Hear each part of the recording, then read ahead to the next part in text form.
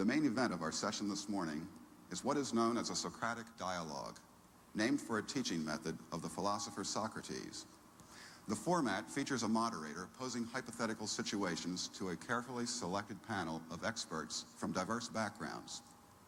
Our topic is shareholder value. Specifically, has the quest for shareholder value destroyed trust in corporate America? We all know what some of the consequences of this quest have been.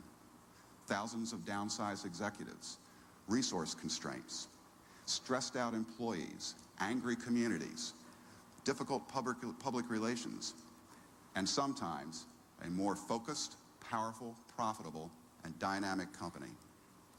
We're not trying to change your mind or support a particular point of view.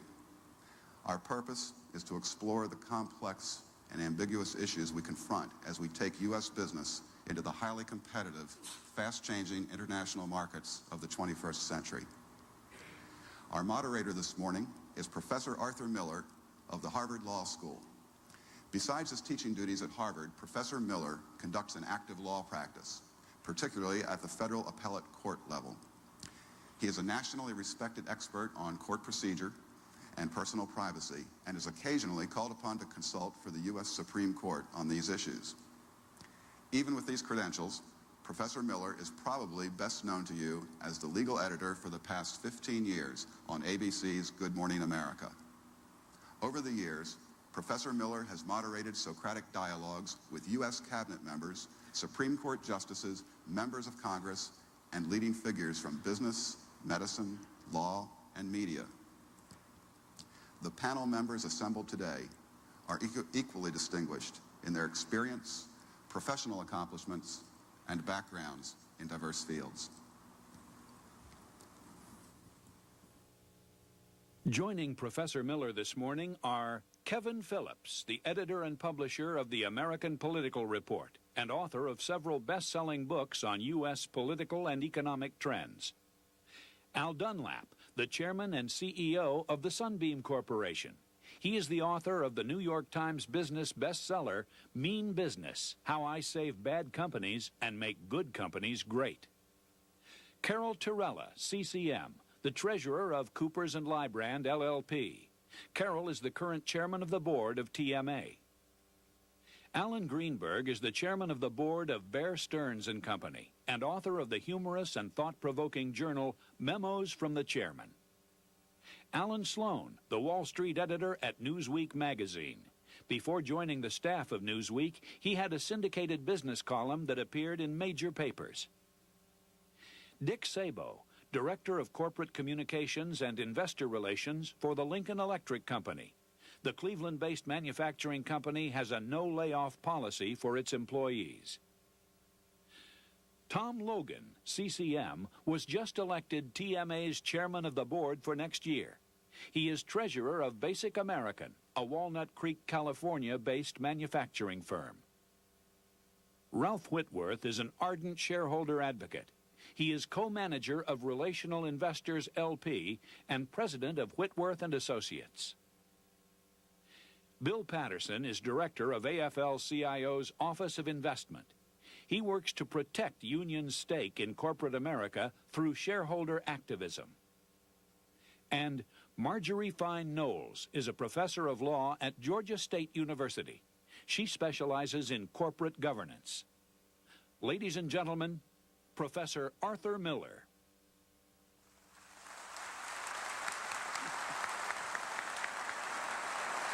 Sit down, panelists.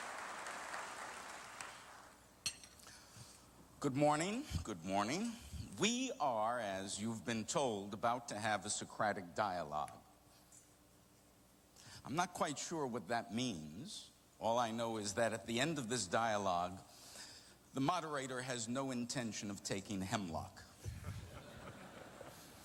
What we're going to do is go into a hypothetical world. This is a hypothetical, but as Fred Friendly always says, there are no such things as hypotheticals. Anything that the human mind can conceive of has happened, is happening, while we sit here or will happen tomorrow. And what I've asked these people to do is just live out the hypothetical for the next hour and a half. Ready, panelists? Ready. Aren't they an attractive group of pet rocks? We're going to Plainville.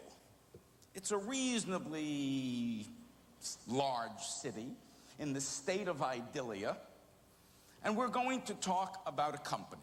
The company is Giant Industries. Giant Industries was founded 50 years ago, right here in Plainville, by a man by the name of Cyrus Bear. To his friends, he was called Papa. It started out as a very, very small consumer products company until it came up with an unbelievably innovative device known as the automatic bean counter. Since then, it has branched out, and you can go into any home in America and you will find a Giant product. It may be a television set, it may be a can opener. They have just branched out. Today they are a multi-billion-dollar conglomerate. The last 5 years, however, have not been terrific at Giant.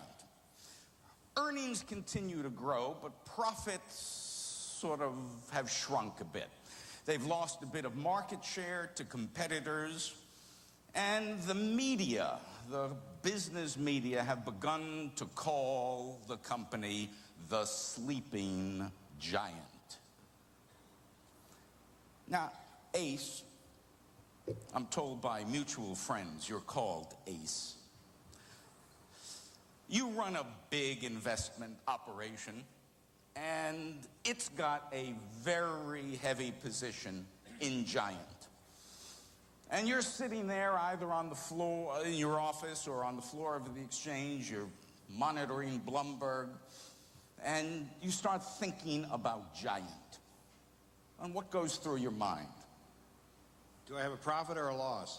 At the moment, you have a profit, but it's eroded in the last few years. What would go through my mind is who's running it, what are they doing, and if I don't like what they're doing, I sell it. You sell it. Right, out. Out. Find another company.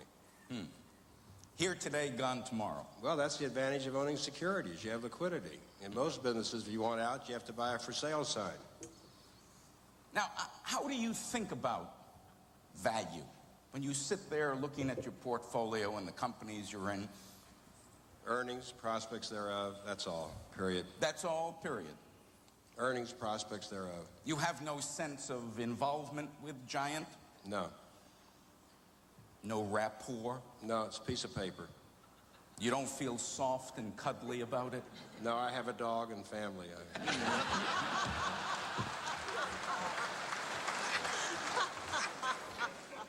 Just straight earnings, balance sheet, profit out. And prospects thereof. Prospects thereof. How about you, Marjorie?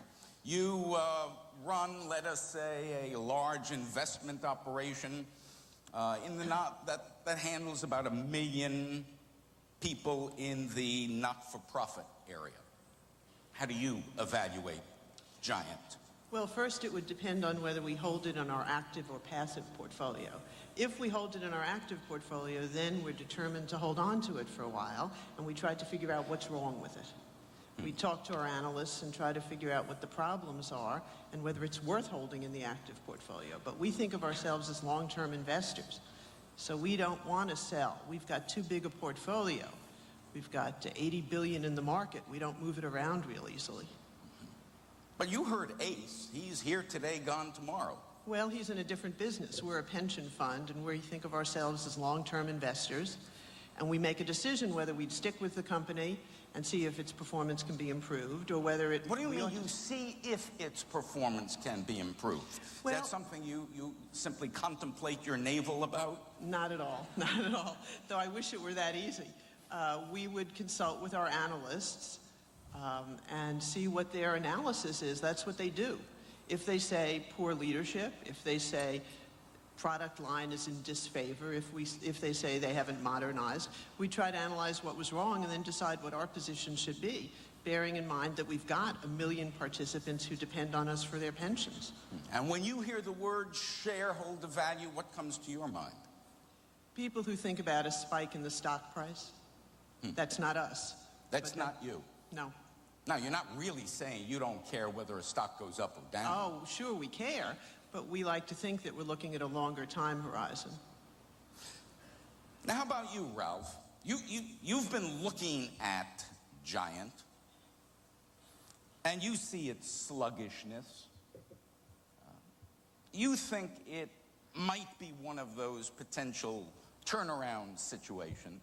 What goes through your mind? Well, I'm gonna do an analysis of it. I'm going to consider the shareholder base. I'm going to think about Ace. I'm going to think about Margaret. Ace is over there.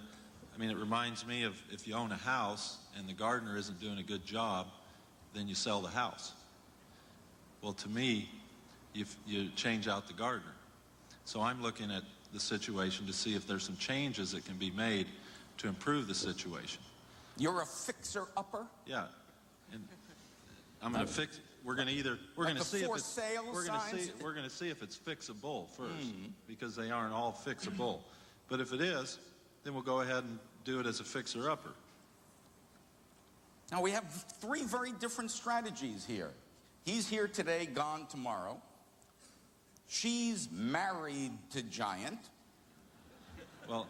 And you're in the mid-course correction business. That's because where you sit determines how you stand.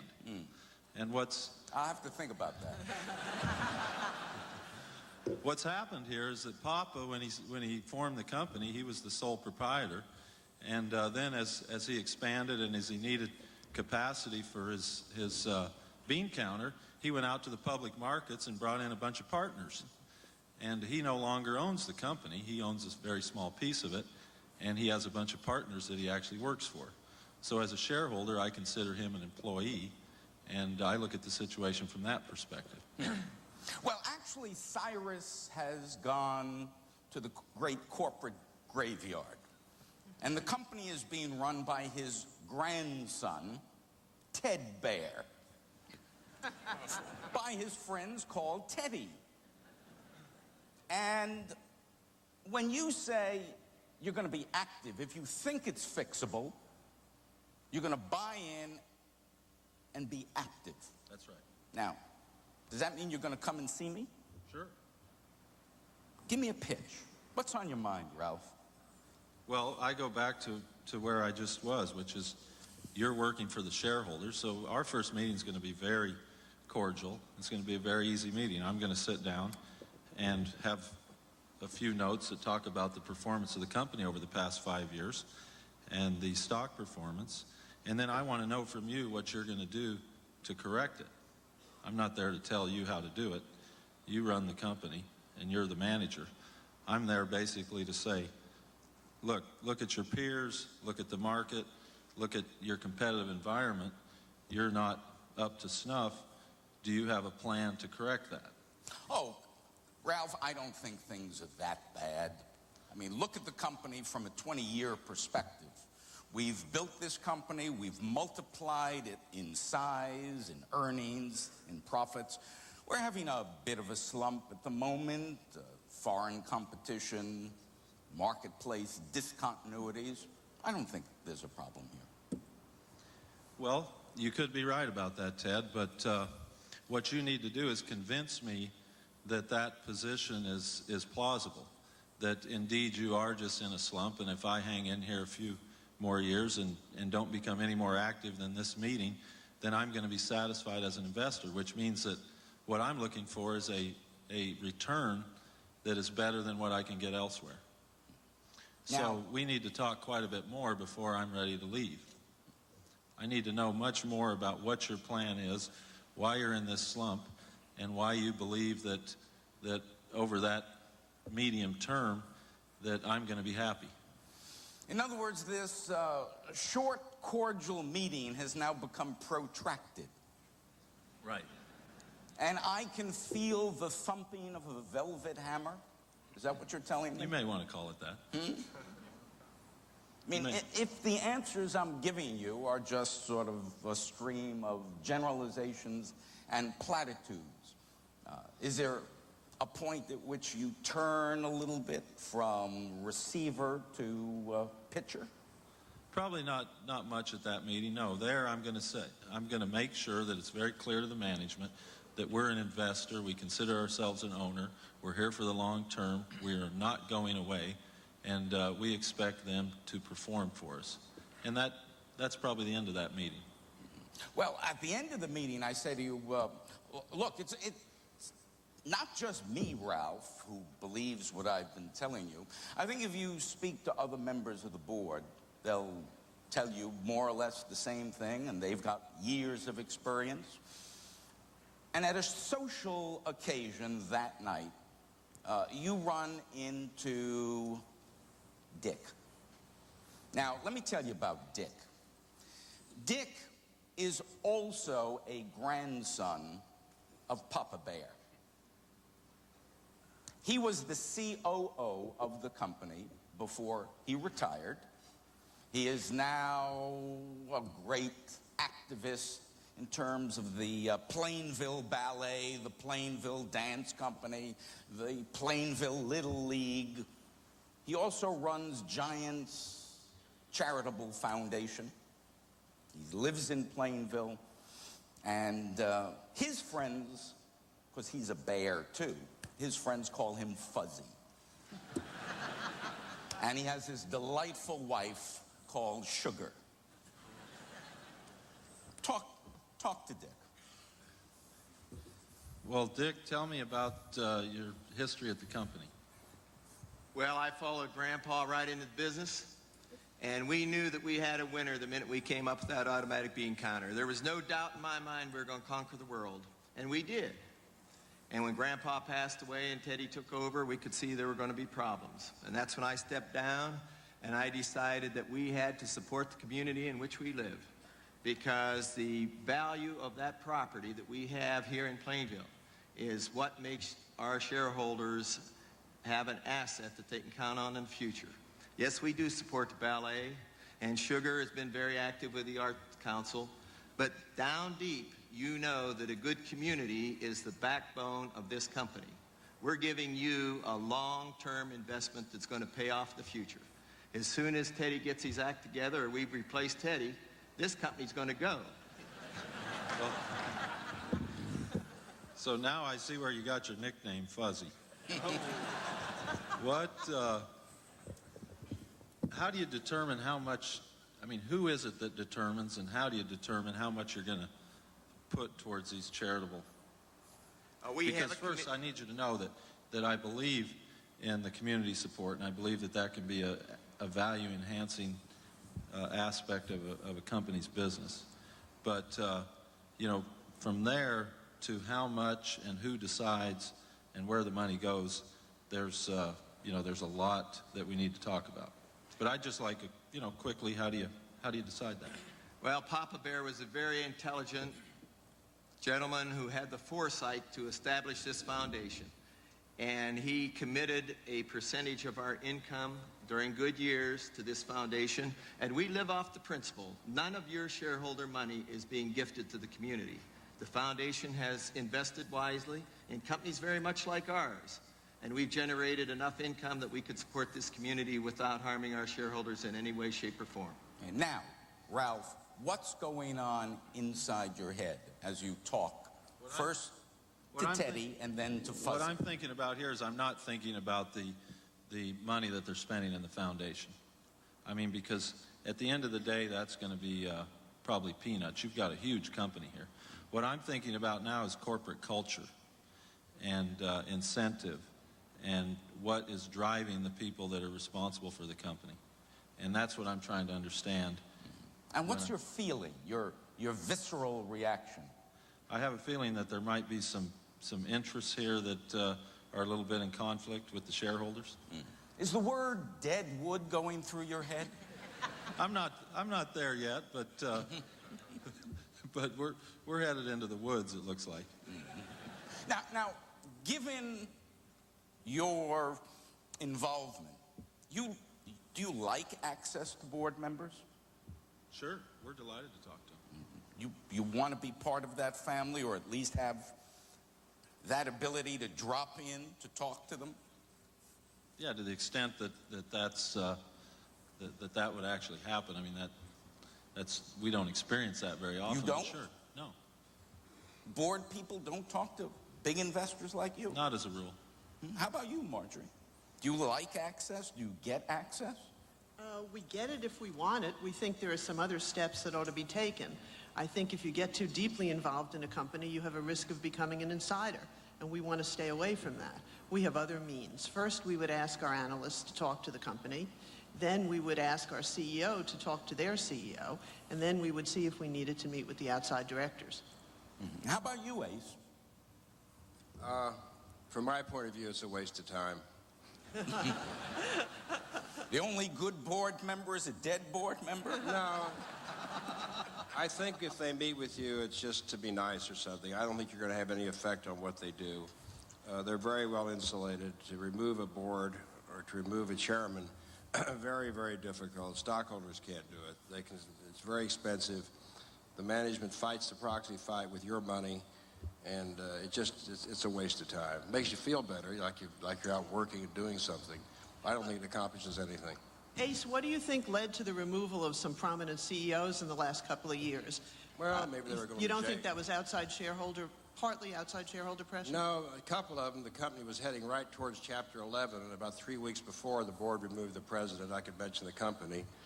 And some of the other companies that have received big publicity, maybe the top people are going to face indictments very soon. I think that's what did it.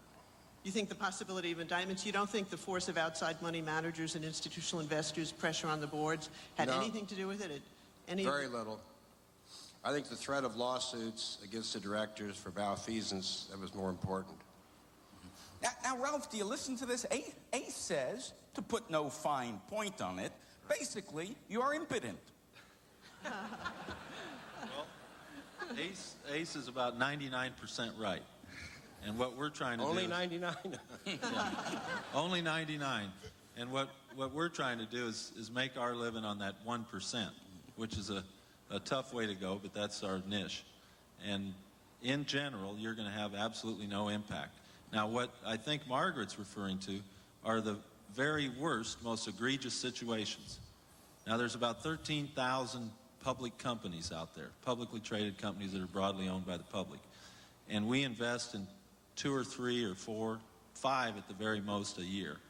So what we're doing is shaking through a big screen, and we're trying to find the ugliest, most egregious cases out there, and that's where we spend our time and energy. But I think Ace is absolutely right here. You go talk to the board members till you're blue in the face, if you can get to them, and you're not going to make a big difference, particularly if the situation you're up against is just marginal, like with Papa's company here. I mean, where he's had a bad 5 years, but he's not headed for Chapter 11. There's no indictments looming, and by and large, you're not going to have a huge impact. But if the gap in values are such that, in other words, the difference between what we think the company could be doing and what it is doing, then we might take on one like this, even though it's not the ugliest one out there. So you look for real vulnerability? Oh, yes. I mean, they've got to be... You prey on vulnerability? They've got to be crawling on the floor. On their back, showing you their belly and throat, right? That's the way we'd like them if we could find them that way. All right, while all of this is swirling about, things are going on inside the company. Carol, you're the treasurer of this company, and Tom, you're the CFO of this company. And naturally, using good accounting principles, you have done your very, very best to put the best light on the financial situation. The problem is, as you're looking forward to the next quarter that you're going to have to report on, it does not look good. It just does not look good. Now, as you're scouring the books, something becomes immediately apparent to you. The R&D expenditures of the company are really out of line with the industry. And you sort of decide that if you can get R&D down, you can make that quarter and subsequent quarters look a little smoother. Do you want to go talk to the boss about that?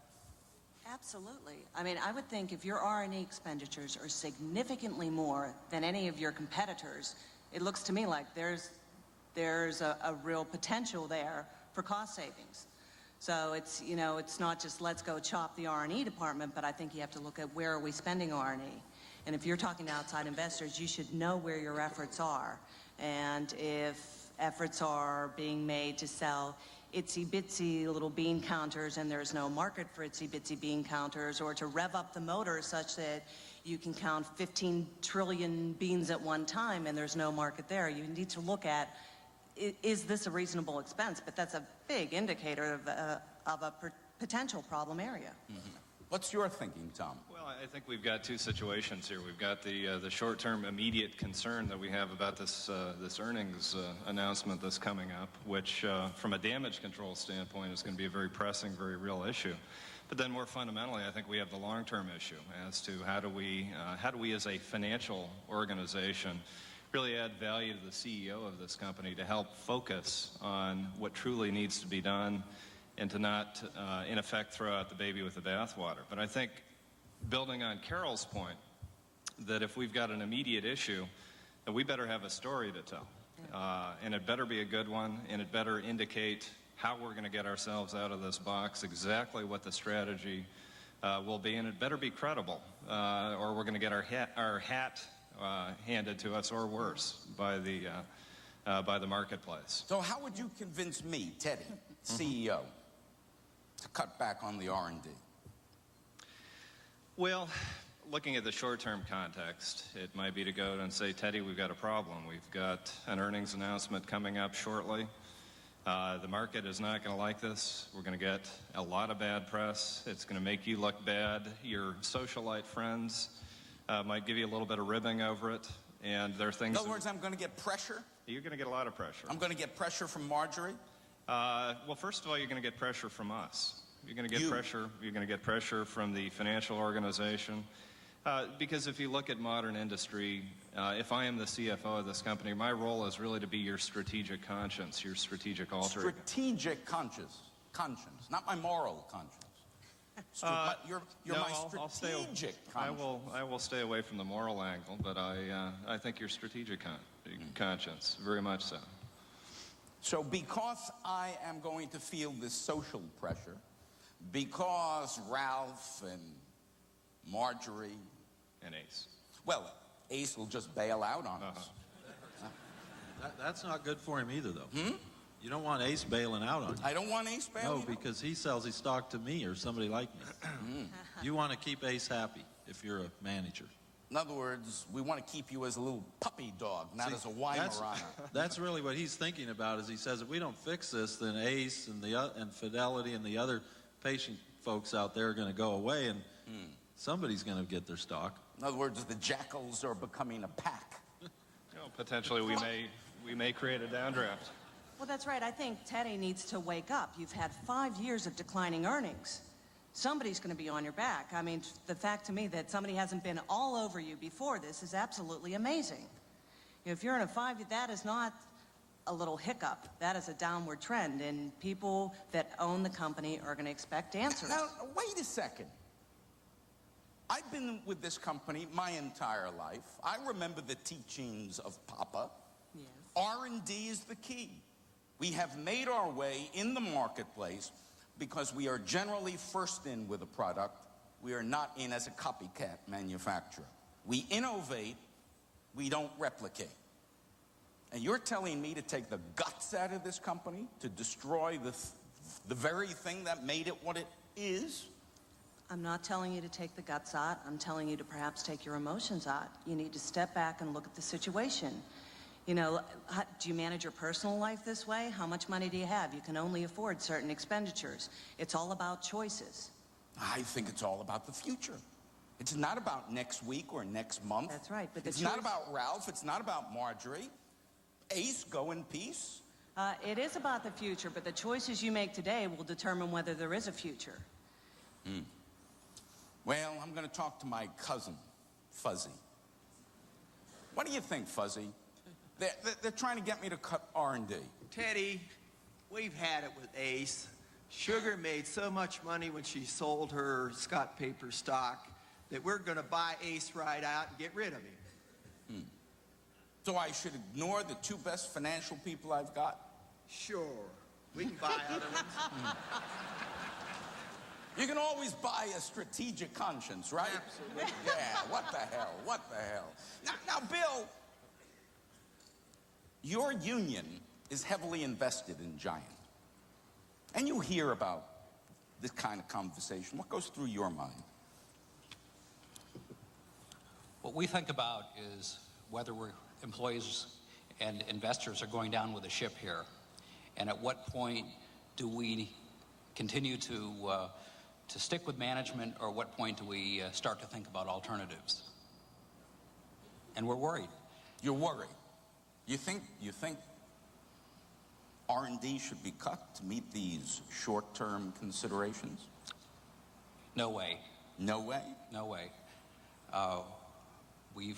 Employees have put their lives, they've been organized around the idea of making investments in this company on a day-to-day basis with their ingenuity, their commitment, and the R&D, the innovation in this company has it's always been there. It's been there. It's given us a sense that this company is going to be around for a long time. So we're not going to throw that out lightly. So you're thinking about this long term, right? Right. We're thinking. But of course, in the long term, we're all dead. We're thinking that if this management team, including Carol, including Tom, are not going to run this company for the long run, we've got to think about maybe getting our own investment banker, coming up with our own business plan, maybe hiring our own managers. This is a company that may need to be changed directions. So you may become an activist. Ralph's an activist. Marjorie's knocking at the door. Ace is threatening to sell with Ralph. Ace is gone. Kevin, be our philosopher. What the hell's going on here? Well, there are political philosophers, economic philosophers, and market philosophers. And I suspect they would all disagree quite emphatically on this. But I think that the one ingredient that really hasn't been considered here yet is its impact on the community, on the workforce, on the politicians, to some extent on the lawyers, insofar as you might start turning to legislatures, or you might want something from the governor, or you might start to be worried about who would take over this company from the outside and do what to it. So the philosophical standpoint suggests, I think, a number of social considerations. Whether it suggests financial philosophy or economic philosophy at this point, I'm not so sure, because we don't know exactly how bad its temperature is, how high it's going to go, how sick it's going to get. That would call into play another set of yardsticks. But my first reaction would be to think about the essentially non-financial, non-corporate factors, and that's already raising some flags. Obviously, since time immemorial, people have wanted corporations to be profitable. But this business of a short-term, long-term divide, is that a new phenomenon, or has that really been part of the corporate culture? Well, I think it's been part of it, in the sense that ever since corporations were formed, you did have to worry about people in finance. You did have to worry about short-term considerations with stakeholders, in a sense, too, even when they weren't called that. But has this whole thing accelerated considerably in the last 15 years as a result of I think, a changing philosophy of what we expect from business, an increasing orientation towards the marketplace, a massive evolution of financial power and investor power, which demands quarterly satisfaction, puts things in a shorter time frame, and can tear you to pieces, what I would call spectronically, in the flash of an eyelash. All of this means that anybody thinking in terms of the interests of Plainville, of the state, and of the country, and of legislative or judicial considerations that might be set in play by this, really has to worry that the role of finance here has become, it's always Schumpeterian and destructive as well as creative, but whether the destructive factor in this hasn't moved somewhat more to the fore. Ted, I do want to say that at this stage of the bull market, that if a company misses its so-called consensus figure, that's the figure that the analysts that follow it think it's going to earn for a quarter, if they miss it by 2 or 3 cents, you could have the stock go down 10 or 20%, as Marjorie knows. It's silly. There isn't anybody in business that can predict 3 months, 6 months, or a year from now with that accuracy. But it's ridiculous what they expect. And there's a new thing they talk about, not only the consensus figure, but the whisper figure, which is higher than the consensus figure. Now, this is almost adolescent, but if you look and see what happens when companies miss this figure, it's ridiculous. But it does happen. Ace, listen to the words you use. Simple, silly, ridiculous. Right.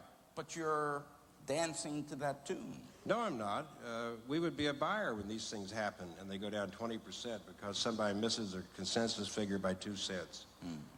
But no, my only point is, I think as an investor, rather than trying to fix something, you're much better off going with somebody who's a proven winner and who has a record of treating the shareholders fairly, making money, and rather than try to turn around a ship that may or may not, sink. I just think as an investor, you should spend your time on constructive things, finding winners and not trying to fix losers. Now, Alan, you write about these things. What's your take? My take is, thank you, God, you have sent me a story. Because that's where they come from. I know that Ace is sold, but Ace always sells. I know that there's all this agitation going on within the company. The treasurer drinks, so the treasurer has, been at the bar with me, and I know there's big trouble. And I just engage in what we do, which is let's you and him fight. That's my job. And I write something, and it's probably nasty. But hopefully accurate. So I think the first lesson to be learned here is be careful who you drink with. So you just joined the pack of jackals. Well, I am the pack of jackals, except that... Remember, you heard it here first. I am the lead jackal because I want to get there first, write what's really going on, and with any luck, see if I can get the company to do something before it becomes so hopeless they got to bring in Neutron Al, because he's going to shoot them all, because he's going to have to. So, and you're going to have a ringside seat. Well, I certainly hope so. Why else am I staying in that hotel? Now, Alan, I know this may be the hardest thing you have ever been asked to do. Try to step outside your journalistic role and become a commentator on this sort of scene that you see. You heard Kevin be very philosophical. I'm sorry. Yeah. Well, what I see here is a classic case of a company that's lost its way, and that if it's not very careful, the stock's going to go down, the beasts are going to be howling, all sorts of trolls are going to be buying it, the blood will start flowing, and sooner or later, since the company has not had enough sense to put in shark repellents, some shark will appear. And I know this is going to happen because that is the nature of life. That is my philosophical approach to this. And you don't want to make any big statement about whether it's good for the country or bad for the country. Good for capitalism or bad for capitalism. Well, you see, since I'm not an academic, I have God forbid. That's true. Well, you need credentials to be an academic. What I do is I take them one at a time. I take each case as it comes, and I call it as I see it, because that's why they pay me. I'm a philosopher for hire. A hired gun. Aren't we all? We're all hired guns. I guess so. Well, time passes. Some of the messages get through to Teddy.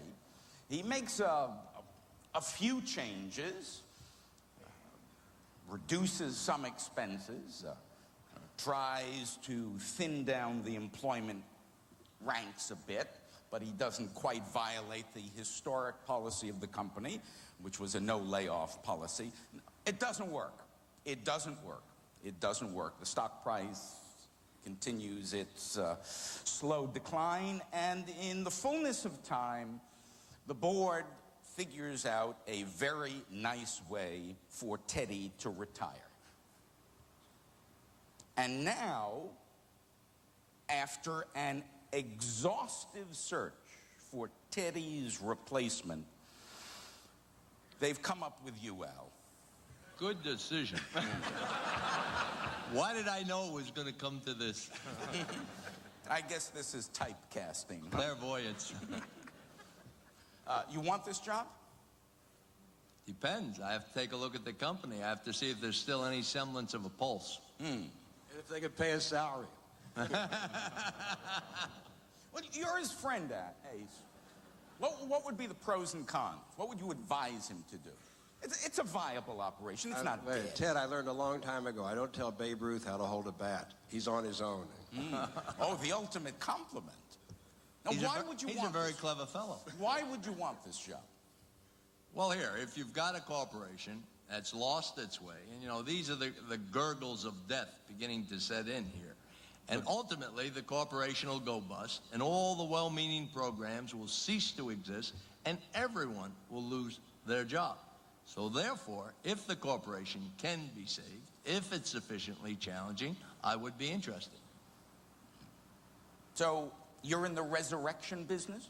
Absolutely. And what would you like by way of compensation?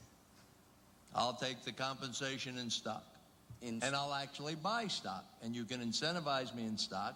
So therefore, if I save the corporation and if I create shareholder value, like the other shareholders, I'll participate in that wealth creation. Remember, wealth creation is what makes America very different from the other countries around the world, by and large. You take the job, which we could have predicted, I suppose. You take the job, and let's say it occurs fortuitously just before the first stockholder meeting. You come to the first stockholder meeting as CEO. There they are, all of these worthy people. The media, obviously there. Make a speech. What do you say to everybody? What are you going to do, Al? I say to everyone, here we have a corporation that's lost its way.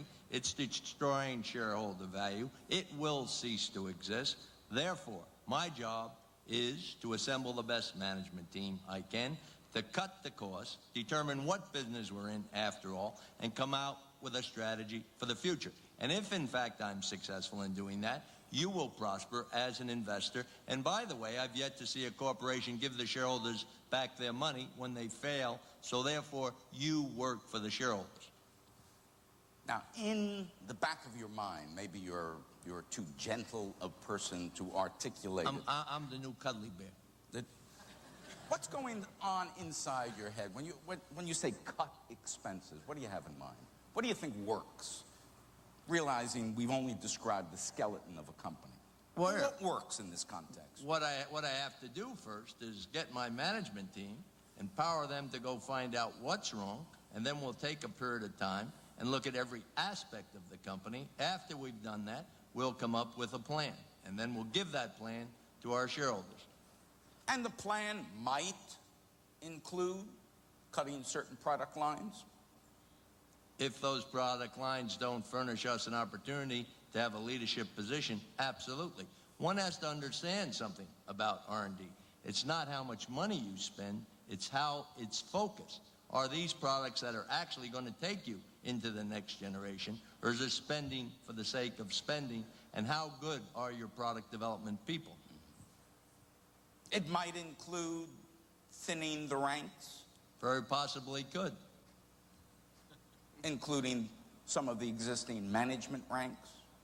The top management should be thinned the most. We should send the family to their estate in Connecticut someplace and tell them to live out their life.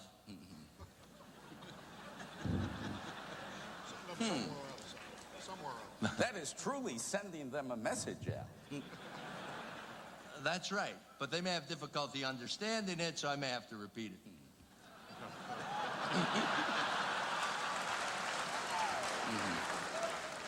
What about benefit programs and corporate charity, things like that?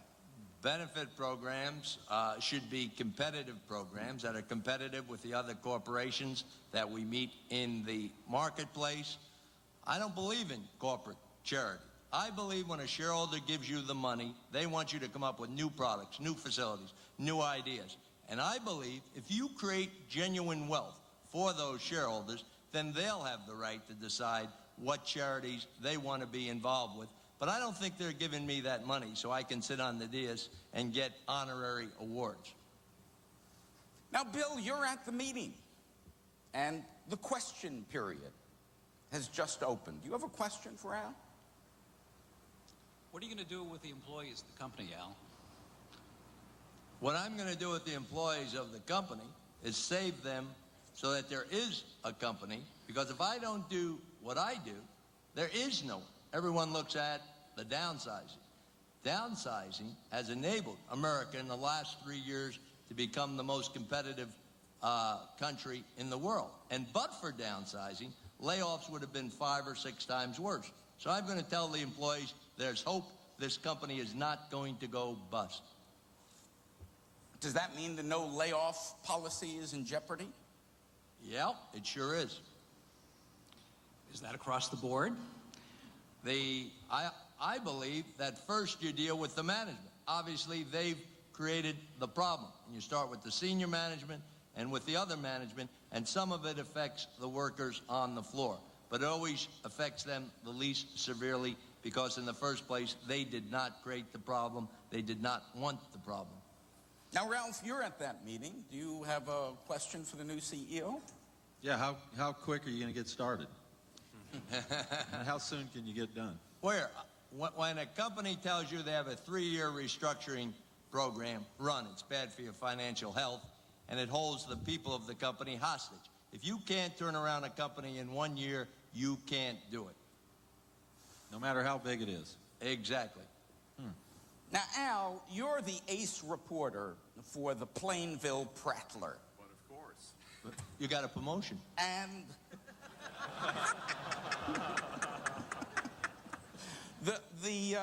the new CEO has granted you an interview. What have you got for him? Well, Al, can you tell me how many people you're going to kill, how many are going to be left, what date you're going to sell the company, and how much the stock is going to get so I can write a personal finance column for my people? No. Now, Alan, I'm trying to save you from being trapped into the liberal media syndrome. Why don't you write about why this company was going to go bust, why it wouldn't exist anymore, why 100% of the employees would have lost their job, why the shareholders, who are basically the moms and pops of America, were going to lose their retirement. Okay, now, write that, Alan, and you'll get the Pulitzer. Tell me, I'm all ears. I may even print it. I doubt that. Okay. You'll never know unless you try. So what will you write? Well, assuming that I get nothing but his war speech, I'll write his war speech, and I'll try to write a personal finance column that says everybody in town who works for this company ought to get their resumes on the street and pay off their credit card bills. You're going to start a riot. And everybody else ought to buy stock. In fact, well, it would be a conflict, but I'd buy stock. I mean, anybody who doesn't buy stock is crazy. Except for people like me who can't. We're crazy, but for other reasons. Now, Kevin, is this the way the free enterprise system is supposed to work? Well, I think it's the way it does work all too often. My reaction as a philosopher here is to say that I would look on this, Al taking over a corporation, as Blackbeard meeting a merchant vessel and saying, "Can I throw you a line?" Essentially, what you've got here is a floating commercial opportunity. And if I'm charged with being a philosopher and looking at this, I start thinking of, well, is this going to be a genuine rescue that rebuilds the company in a way that's compatible with its previous role, or with some totally shrunken role in which it's largely dismembered for the benefit of people who are called, with very nice language, investors? So I think it's possible that this might work, because some of the time they do. but I think we should take a very, very careful view at all the ways in which this can go wrong and can become an antisocial act, which I agree is impossible to define, but can also become an enormous personal aggrandizement, which is also difficult to define. Now, Ace, you bailed out of Giant about 6 months ago. Right. Now Al has appeared and he's made his speech. You thinking about buying back in? Well, obviously it depends on the price. The most recent example of Al's joining a company was the stock went from 12 to 25 before you really had a chance to buy it. So once again, it depends on earnings and prospects thereof. I do want to touch on something that Al said, though, about companies and charity. I happen to agree very much with what he said, but I also think that it's an obligation of the company to encourage their people to be very charitable. At Bear Stearns, we require the 300 top people to give 4% of their annual income to charity, and we audit that. And, isn't voluntarism wonderful? Well, it's good for them. It's certainly good for the company, and it's certainly good for the recipient. So I think encouraging your people is something you should do. I agree with Al to give to some charities that have very little to do with the company, but may have a lot to do with social prestige, I happen to think is wrong. All right, Al's in. He's in charge. The ripples are rippling. Carol, you and Tom have more or less been told you got to shrink your operation. You got to shrink it 20%, 25%. What about outsourcing? Would you think about outsourcing your investment operations? If I had been managing all the money in-house, absolutely. That's probably a very effective way to look at reducing my costs. And that's something that is fairly commonly done outside as well. So that would really be a viable candidate for outsourcing. Mm-hmm. Any apprehensions? Not really apprehension, but I think the thing people need to be careful about is that you cannot outsource your responsibility. You are the person that maintains that fiduciary responsibility. You can pay someone else to manage your money, but in the end, you're the person who has to answer for their performance or lack thereof. So you've got the contractual issues to deal with and the monitoring issues. So you can't think you can outsource it and walk away and be clean and free and fine and dandy. There still is responsibility for that. Tom? Well, I think Carol and I are ecstatic that Al has joined, because the first thing he's done is to give us a bunch of equity, to give us an incentive to really go out there and do some stuff. But and you got rid of Teddy. We got rid of Teddy, and the path is clear to do what we've known had to be done all along, and to really be strategically focused. But the tie-in there with outsourcing is that outsourcing is clearly a very viable strategy. It's something that I think we want to look at very seriously in non-strategic areas. We want to consider outsourcing where it is not a strategic area for us. It is something that someone can do better than we can do, and it's something that someone else can do cheaper than we can do it. And if that happens to be a fit, I think we're going to look at it very seriously. So you think you might consider investment operations? Yeah, for a company like this, I think we might. It depends on the type of investment operations. If we're talking about pension fund investing or even short-term liquidity investing, odds are that for a company this size, which is probably a moderate-sized company, that we really can't afford to pay the best talent to invest that money as efficiently and as effectively as possible. And we'd be far better off paying someone in ACE's firm to run that money for us, because they're going to do a better job. What about accounts payable? Well, accounts payable has been an area of a great deal of focus in the past, and a lot of attention has been focused on how much there is to be gained by either eliminating invoicing or outsourcing check production or payment production or various other segments of accounts payable. There's a lot that can be done here. This is a traditional paper-intensive, very manual process that can be automated to lower costs. But the key is to do it in an effective, controlled fashion. And some people are finding out that what they thought was effective and well-controlled maybe isn't as effective Be more as they thought. specific about the downside. of outsourcing? The downside is that as many people have piled on the bench. Are you talking specifically about AP or in general? Either one, or in general. Well, yeah. Where it becomes problematic is that if people are focused in on outsourcing as the cure, they may be a little bit misguided. I think it is a tool in the arsenal to restore this company to good health, but it may be a Band-Aid, or it may be one of 100 different things that need to be done to get the cost structure back in line. What's the rank and file talking about, Bill? They're talking about how to get their own management in here. This business plan looks like a disaster for the employees that have put their lives in this company. It looks like they're going to get chopped no matter what happens. This is the point where employees need their own business plan. So we're going to go out and hire an investment banker, and we're going to put together a plan for running this company. I'm selling my stock. But I think you're wrong there, because Al is the guy who said that it is not the fault of rank and file that we are where we are today. The fault really is with management. He has cleaned house. He has brought in your new management team to make this a better enterprise so that there is a viable place for the rank and file to continue. Tom and Carol, look, we have a business plan here that very credible investment bankers have put together. We're going to take the bean counter and make it into a bean processor.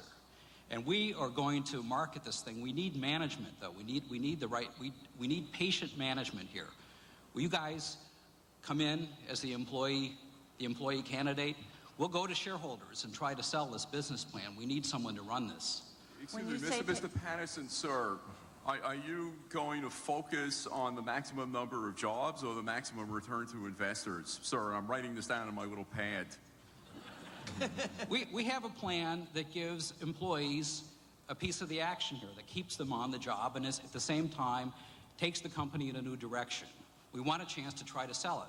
How many fewer employees are you going to get rid of than Mr. Dunlap, and how much less money do you propose to make than he's proposing to make for the company? Well, we're willing to take some cuts, but they have to be across the board.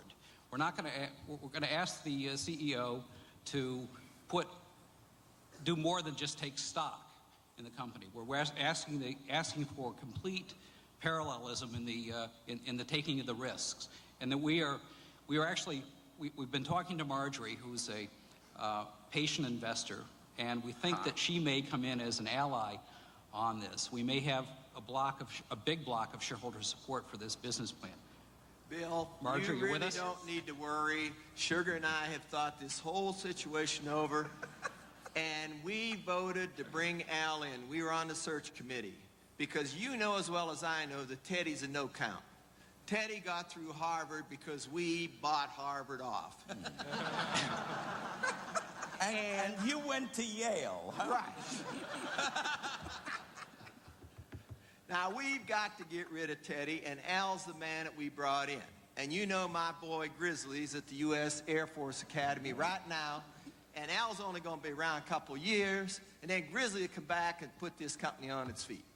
Bill, coming back to your question, you've given me a choice. You said, do I go with your management team or do I go with Al's? And I think the bottom line is I go with Al's, because, frankly, you carry too much baggage. We're talking about a very sick patient here, and you're saying that one of the potential cures for that patient is not going to be allowed under our regime. And I think we need to be cognizant of the fact that if the very stake of this enterprise is the issue, we need to consider all viable actions to restore it to health, which is in the best interests of all of us. Carol, I think you're underselling the plan. I'm really impressed that someone's come up with some alternatives to firing people. It seems to me that it's been very depressing to watch American industry have only one alternative to bad business news. We don't see that in other countries, and I think it's interesting, and we ought to consider Bill's plan, because what he said is, let's look at alternative product lines before we fire people. It may be necessary, he said, to get rid of some people, but before we do that, let's explore alternatives. Right. I have one question for Al, though. Are you going to downsize the board? God, I hope so. Where was the board when all this was happening? I thought that was going to be Alan's lead headline. Where's the board of directors?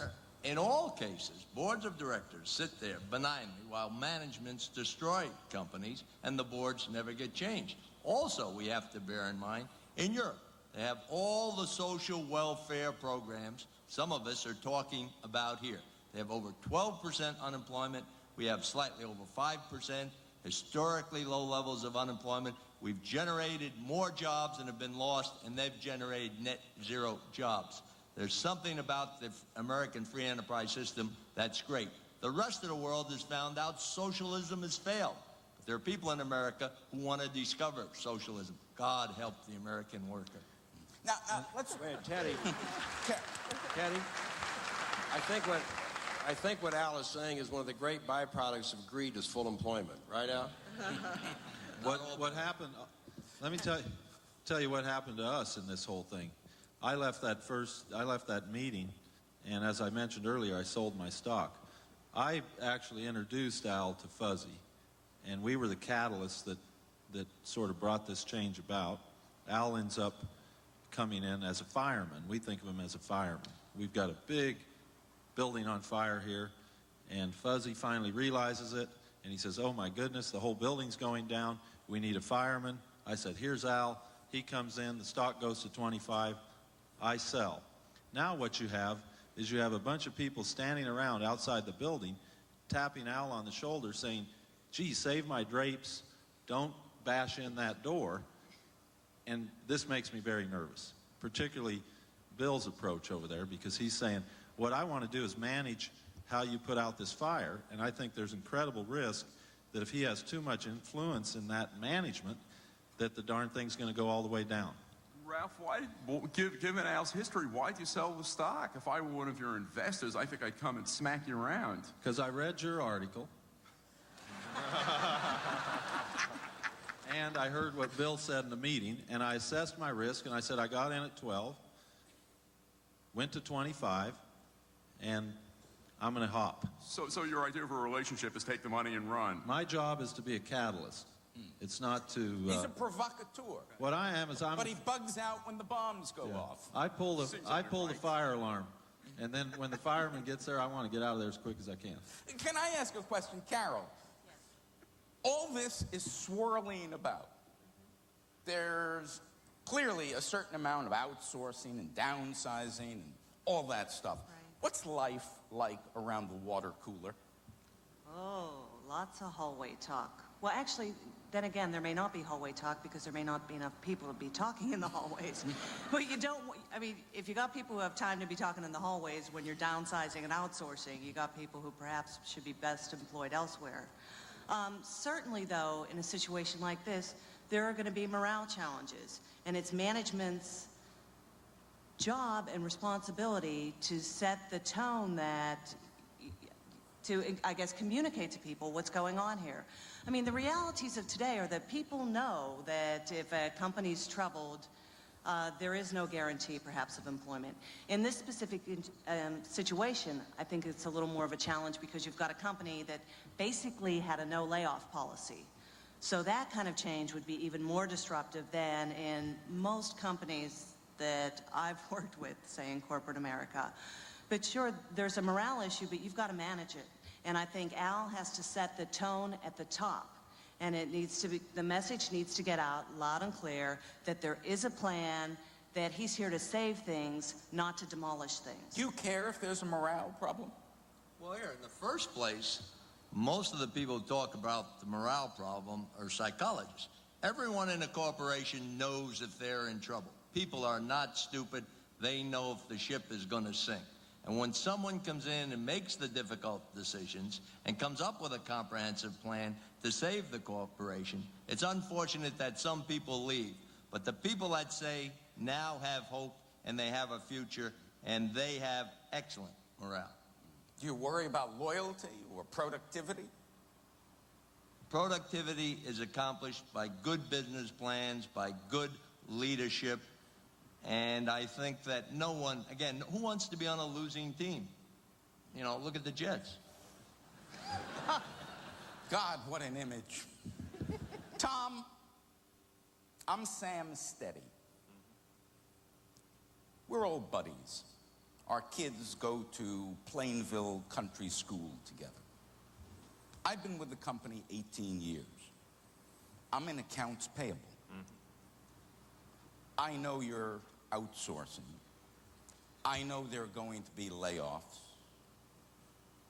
I've given my life to this company. My evaluations are off the charts. Tell me I'm not in trouble. Well, Sam, I'm not going to tell you you're not in trouble. I'm going to tell you the truth, and whatever the truth may be. Now, if the reality is, and you've been working for me for a number of years and your evaluations are off the chart, then you're probably a very good employee or someone that we want to try our hardest to find another home for in the event that there is some transition. But the other thing you will have heard is that the social contract has changed. We're living in the 90s. Cradle to grave. Did I ever get a vote in the change of the social contract? No, you didn't. You didn't, and none of us have. The bottom line, though, is that cradle to grave is dead. And to wish it to be otherwise is a noble concept, but it's not really connected with reality. And so the likelihood... Is there no loyalty left in life? There certainly is. Tom, but the contract don't you remember we flew choppers together in Vietnam? I picked your ass off the deck one day. Well, Sam, the loyalty is that I've been telling you for years what you need to do to stay current in the marketplace, what you need to do to continue to be a person of value, why you need to continue to grow, why you can't sit back on your laurels and point to something that you did 20 years ago and nothing more than a loyal, a sense of loyalty. Nothing more than terrific evaluations of my work, absolute loyalty.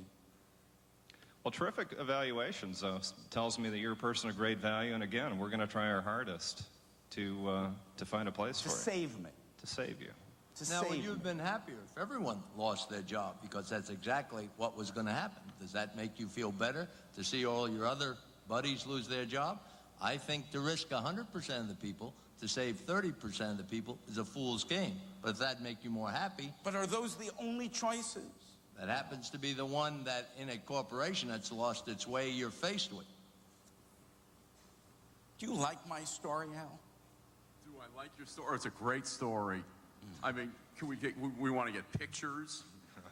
We want to write this whole thing, and then, because I've realized... You want a shot of Tom and me in Vietnam? Sure. And if you had a shot of picking up his bleeding body, and then I'd ask if you wish you'd left him, and then what I do is I go to Dunlap, whom I've gotten to like, because he and I have yelled at each other so much that we've actually begun to communicate because we talk at high volume. And I'd say, Al, tell me about this. What do you think of this? Does this make you happy? And he'd probably tell me that it didn't. And I'd put all that in the story, and I'd write about the tragedy caused by the previous incompetents who didn't listen to me 3 years ago when I told them the company was going down the tubes. That was a quick recovery.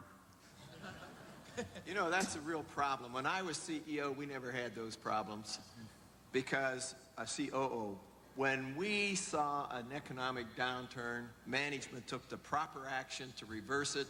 We went to our employees. We gave them the challenge of coming up with better ways to produce, become more efficient, satisfy the customer. And it is amazing if you just let normal attrition take place, you could eliminate layoffs. For 48 years, we never had a layoff when I was in charge. And Teddy, it's your fault. So there was a way to save this situation? Absolutely. We just had to go back to the principles that made this company great when Papa Bear founded it. Kevin, does the public care about any of this when they read Al's story about Sam Steady? What happens? So the public cares. The public cares very much in the abstract, or specifically if there are people who are laid off. There have been some polls that show that Americans think that companies who are focused on their executives and shareholders should instead be very much focused on workers, communities, and stakeholders in general. But people can honestly say, as Al would say, you know, that's a lot of bumf. There's no axe behind that edge, so to speak. And I think when we try to put this in a larger context, what we're missing out here is first a legal reality that all of this can happen under the federal and state laws, and therefore it's pretty much going to happen. But secondly, we're dealing here with a massive hypocrisy. I just heard Al use the word socialism.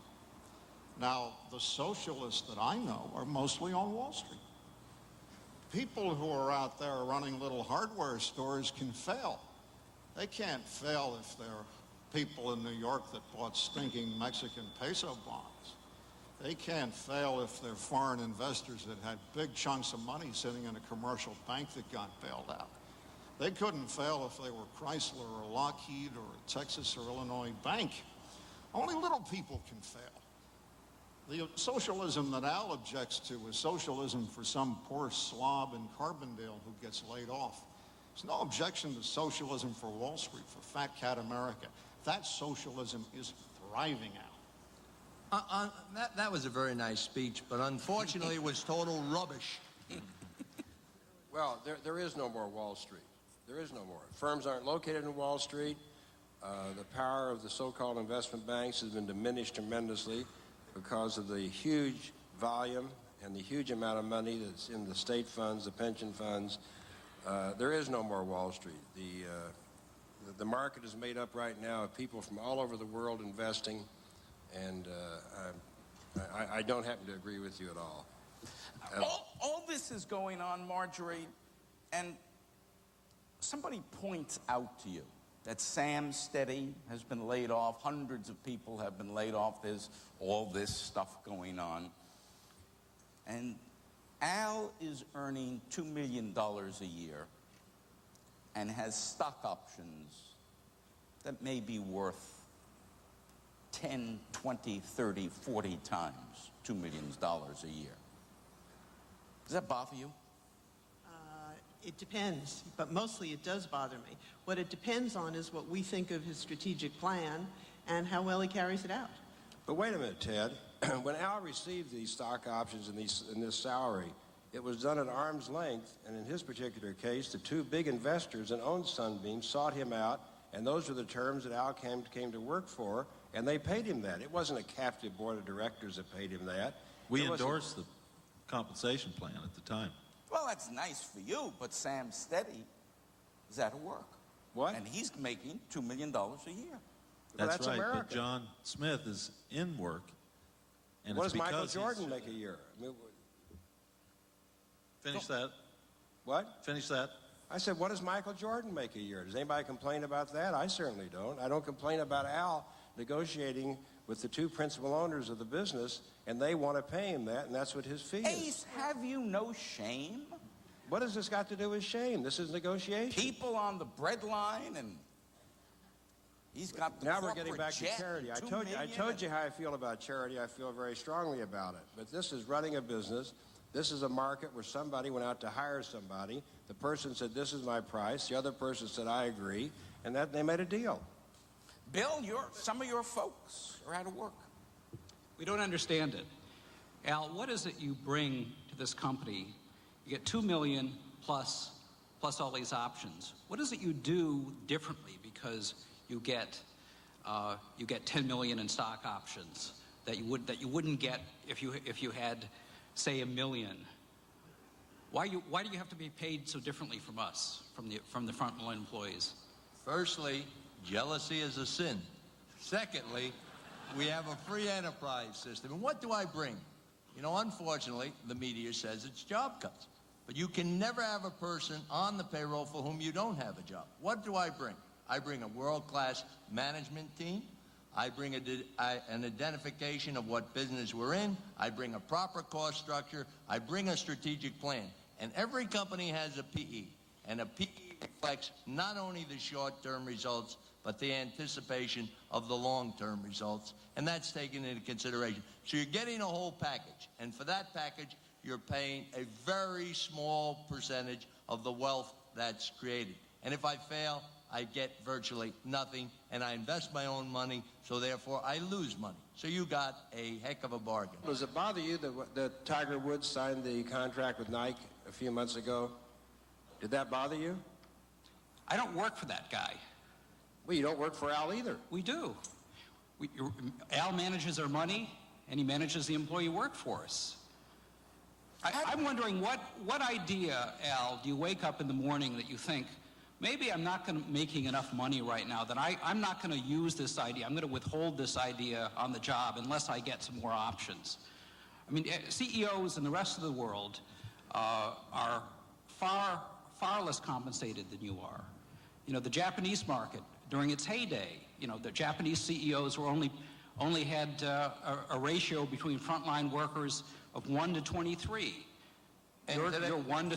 You're 132 times. That ratio is, of course, nonsense. But here, the American companies are now 4 times as productive as the Japanese, 8 times as productive as the Germans, and in the last 3 years, America has gone from a doormat to a leader, and thank God people had the skills, the discipline to stand up and do what was right and to enhance America. I guess the question is that lots of people are asking, are you more, quote, incentivized by 10 million than you would be by 2 million? Is it worth it to the shareholder? That's not the question, though, because he's being recruited like a star running back that runs 2,000 yards a year. And there's 15 other companies out there that want Al. Now, if it was just this one company and Al got to say, well, gee, what do I need to do this? But we're competing for Al. Al told me the day I called him up and said, will you come meet Fuzzy? He said, I can't be there for a week because I've got 4 other meetings. And so this was a deal that was made in a marketplace. It's just like Madonna's records. I mean, it's no different. I mean, we've got a rock star here. And this company needs it. And there's going to be... you and I are just law professors. And underpaid. And underpaid. And not in a competitive market. Now, It's true. Bill, let me ask you something. You've got workers at Giant, and you're also an investor in Giant. Are you schizoid about this? Totally schizoid. It's a problem that a union never wants to be involved in it because you don't want to. You want the detachment. Here we don't have the detachment. We have to be with the frontline employees. That's who we represent, and it's a tragic situation that we have investment at stake. But that's why we're all that more vigorous in trying to find alternatives that satisfy shareholder demand and also give the existing employees a stake in the company, a future in the company. Al, you've done a brilliant job of analyzing every nook and cranny of Would you have expected less? You wouldn't be on this panel if we expected less. Your people say certain plants have to be closed. And they say the plant that clearly has to be closed is the one in Plainville, the mother plant, the one that has Papa's name over the door. You gonna follow that recommendation? Yes. Well, I'm still Sam Steady, and after being laid off, I became mayor of Plainville. Isn't democracy wonderful? Great. Pretty soon you can run for president. I say, Al, Plainville and Giant have been partners for 50 years. We gave you tax breaks. We rezoned for you. We built some of those roads so that the trucks could get in and out. We sold you some land cheap. Everything in this town depends on Giant. Even the Little League team is called the Plainville Giants. How can you do this? Well, Mayor, would you have been more happy if not only the Plainville plant shut down, but the whole corporation ceased to exist? That's what you were faced with. Come on, Mayor, let's get beyond the rhetoric. And why didn't you give good old Papa Bear a good kick a couple years ago, and it would have never come to this? So this is sort of like original sin? You feel no loyalty to Plainville? I feel the loyalty to the corporation and the maximum amount of people I can save. It is more blessed to receive than to give, because you've been receiving now for 50 years. There was an understanding between Papa and then Baby and then Teddy. The world has changed. We're in global competition. And by the way, Mayor, all those years we paid our taxes and we return to you everything you gave to us, and you knew that. Kevin, you used the word community an hour ago, and loyalty. Is this the way it is? I think one of the ramifications of the last 15 years between the competitiveness climate, the relative political and legal permissiveness, is that this, in fact, is something that can generally be done. Now, the interesting question is whether the mayor of Plainville is right to be angry, and he will put a different set of yardsticks into the pot. And I would say they're not going to be very philosophic. And probably what you need to do to have this work out correctly, since we're talking about a mega marketplace here, which is not simply dollars, not simply shareholders, but other people who participate in a different currency. We have the mayor gets a hold of the assemblyman, the state senator, and the congressman, gets a hold of somebody in the governor's office and says, hey, you remember this piece of work and how they despised him in state X, loathed him in state Y, how we gutted this company, gutted that company. Now, this is just a generic description, mind you. Sure, and I'm hoping you'll get a day job, but please continue. My day job, Al, will be telling the truth about you. A lot of employment in that. Now, behave. In any event, so we get the politics in motion here. And we start to create some counterforces. They're not very philosophic. They consist of unions, they consist of people in the community who are going to lose out, because whether or not you would have more people saved this way, you're still going to lose a lot in Plainville and in the county, whatever. And slowly but surely you start to create some counterforces. There are states that have passed takeover statutes. There are states that have dealt in stakeholder empowerment. There are lots of politicians that aren't going to want this to happen, especially the ones from Plainville. So we get them into motion a little bit. So I think that the mayor of Plainville now has an obligation to play out his role. And this creates this larger political, demographic, cultural, philosophic input into the larger marketplace of public affairs. Well, and anyone who's been to Washington, of course, can see that mecca of managerial talent. And we definitely want to put this on corporations, and they'll go bust right before your eye. So your next plan is to outsource Washington? I'll become a deity if I do that. He could have his future there. If you could do to Washington what you've done to ordinary Americans, if you could decimate congressmen the way that you've decimated payrolls, you could be a public hero. Now, behave. Get a day job, learn something about the economy, and you won't speak that rhetoric. But you know that Congress deserves your decimation, Al. No, the Congress deserves to serve the people. Hey, let's go back to the master question. Ted, let me just say something. Go ahead, Ace. Give Ace a chance. Ted, I think one of the great joys of managing is hiring people. And to take a company that isn't doing well, and after a while being able to say, go hire people, it gives you a real thrill.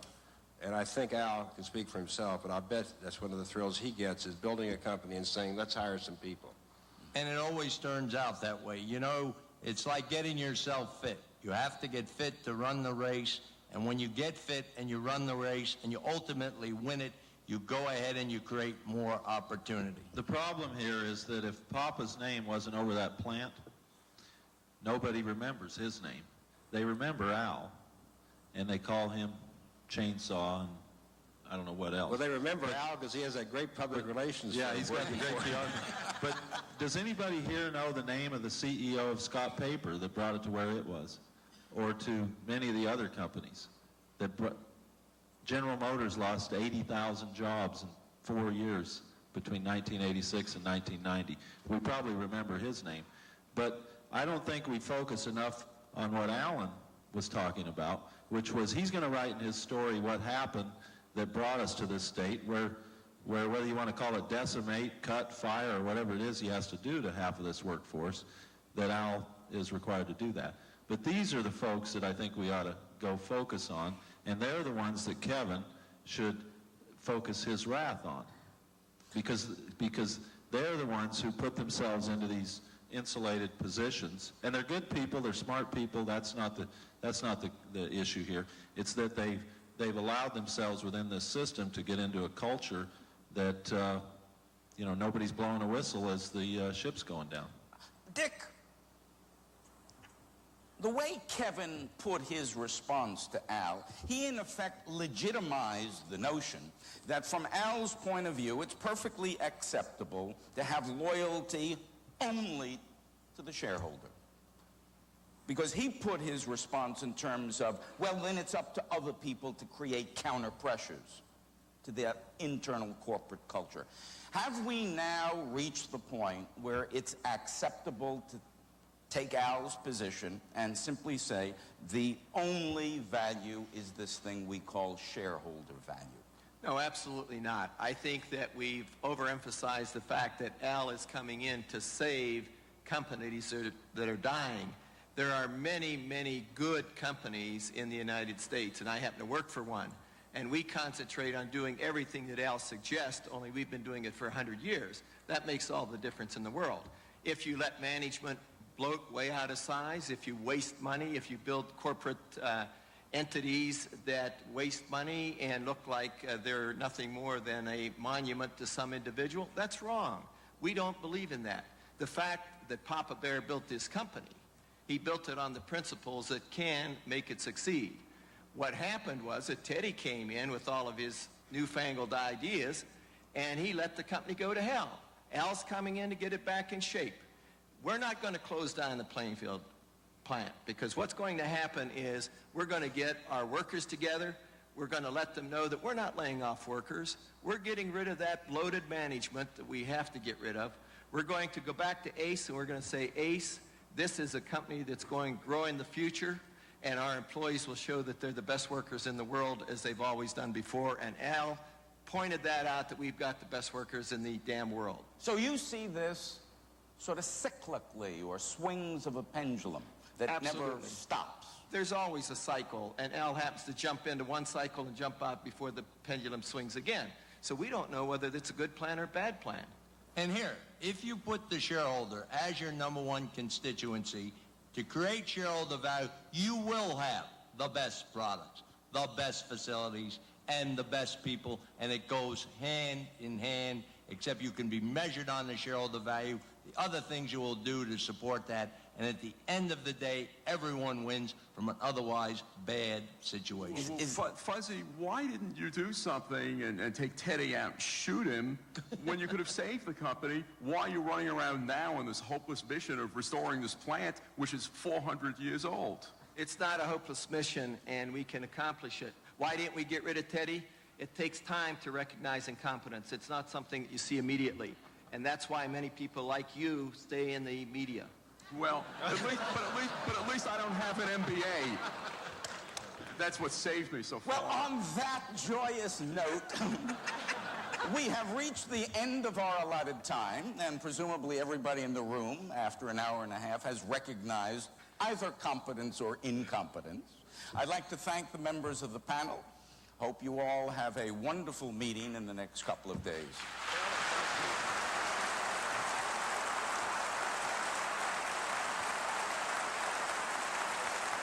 Thanks so much, Andy. Kevin, thank you.